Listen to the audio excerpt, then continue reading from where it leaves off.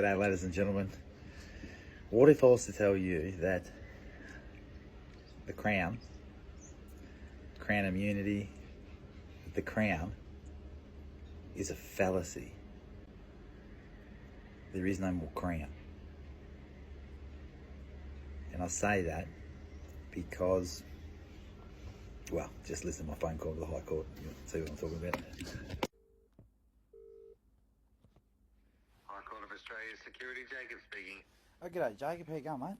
Good, thank you. I was just wondering if I could just speak to someone. It's more of just a sort of a question about the Constitution, nothing too big. It's just, so I'm not sure if you're probably capable with that, with being security. Let me pass you on to someone a lot smarter than me, my friend. Thanks, buddy. Appreciate it. No worries.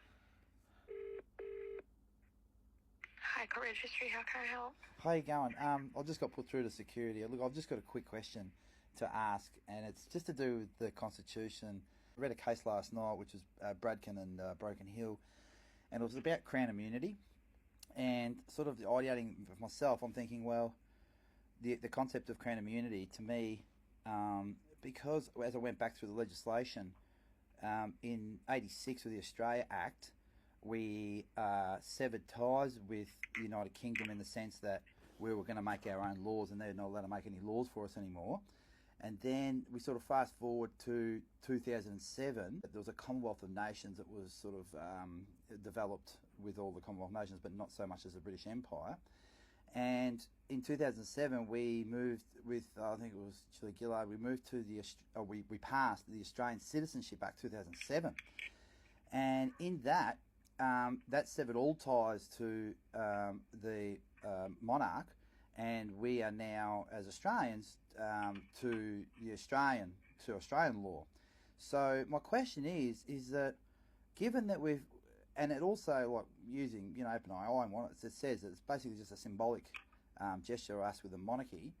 To me, my question is, then if it's just symbolic and it's not in actual legal fact, then how that means that the Crown immunity is a fallacy because we've got no ties to the Crown.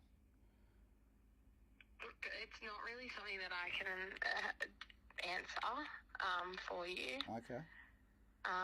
We don't have a background in law or anything. We give procedural advice. Okay, so if I was to ask, I just thought I'd ring the High Court of Australia, but who would I ring or speak to ask that question?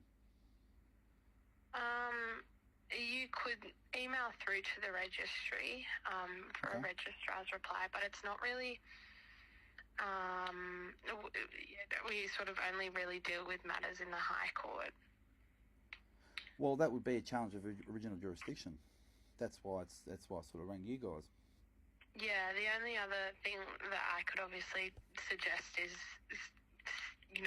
seeking legal advice, obviously. But they've all taken all the people that are like sort of who are getting legal advice through have to be like at least a barrister or counsel, QC or KC.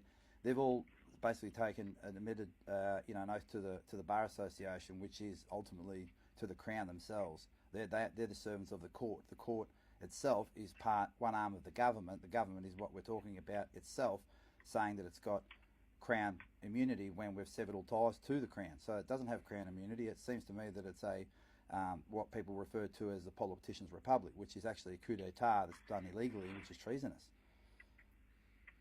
Yeah, look, it's just not really something that I can answer or comment on. It's not something that I deal with. Cool. All right.